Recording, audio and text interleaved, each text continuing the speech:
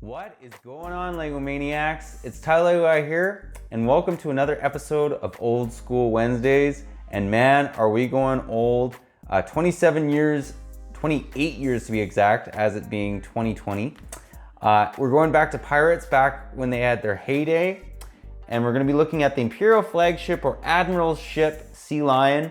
That set 6271, came out in 1992, had 317 pieces, 4 minifigs, retailed for 50 US. Now nowadays this set's going for 137 used, and this is gonna blow you away, 974 US new. Crazy. I actually borrowed this from a friend. Thanks Chris for lending me this. So that's why you guys can see it is a little bit worn, but it's still in pretty good shape. And I thought it'd make a pretty cool review. I mean, gotta give it a little slack, it is 28 years old. Anyways, great looking set. I always appreciate looking at the pirate theme. A lot of really cool advanced features that they're not even doing nowadays.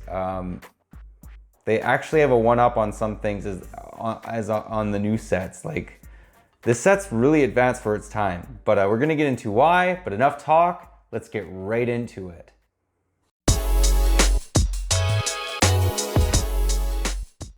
All right, well, to begin, let's give you a 360 view of this bad boy.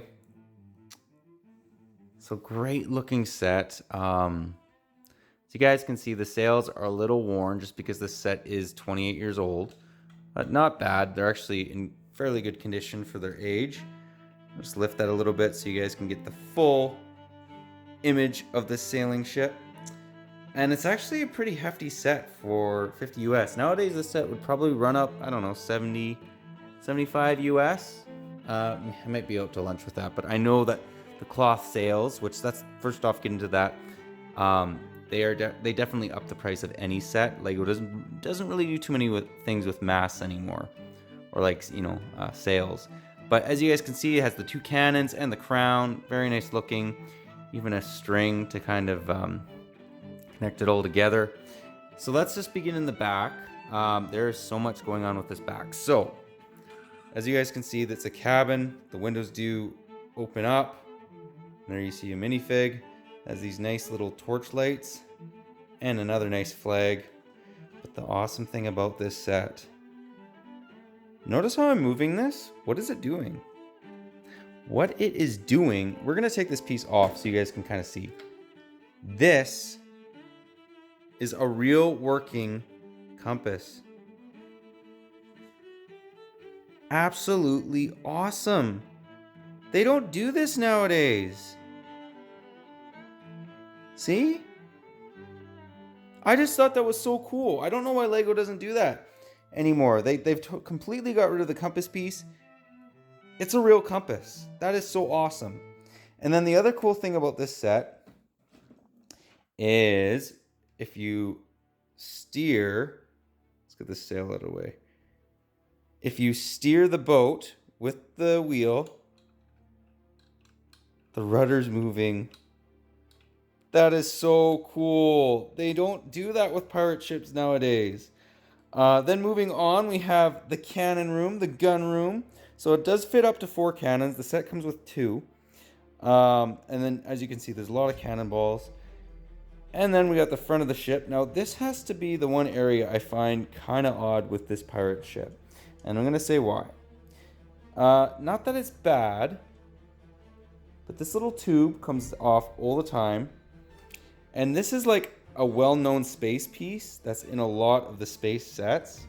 So I thought it was kind of weird that it was there, but it does work. I mean, it's not terrible. Yeah, just an odd front. This would also make a good episode for Does the Boat Float? Because I'm just going to show you guys. Let's close this up.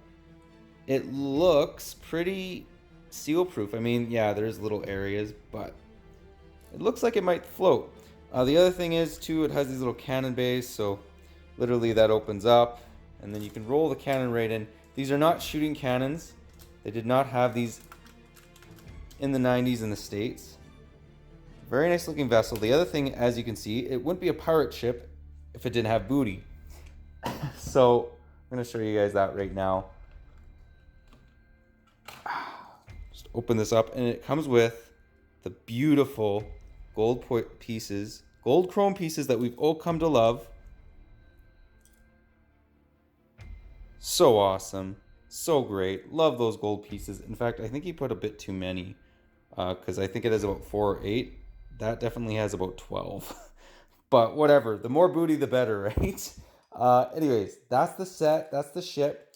You know what? Let's. I'm just gonna, just for the heck of it, let's give you guys another 360 view. The only thing is these sails are kind of worn, but you know what? What are you gonna do? That's a common problem with these ships. The sails still look pretty good for their age, right? And they're just connected just with kind of like Technic and bricks, and then obviously that string. But yeah, very nice looking set. Let's now take a look at the 4 minifigs. And here we have 3 of the 4 minifigs. So I'll just give you guys a 360 view. Now there is no back face printing, back torso printing, but very nice looking minifigs. On the far left, we have the first mate. So he's basically second in command of the ship. Then in the middle, we have basically like a king soldier. And on the far right, we have whatever you want him to be. There is definitely some history behind this set. They all have their own names if you want to check them out. But he's kind of like, he looks like a pirate, but I do believe he is employed by the King Soldiers. So very nice looking minifigs. They are simple, but they are effective. And they take you back to a simpler time. They have that nice looking torsos. I just love these minifigs. And they actually are quite expensive, believe it or not. Like if you want to buy these nowadays. Not crazy, but they're definitely worth something. I mean, this ship alone still used is worth $150 or almost 1,000 new. But now let's take a look at the Admiral, and he by far is the most detailed and has the most amount of unique pieces, and he is actually quite expensive. And here is the Admiral. Such a cool looking minifig. Now, what we're gonna center in on, the unique things about him.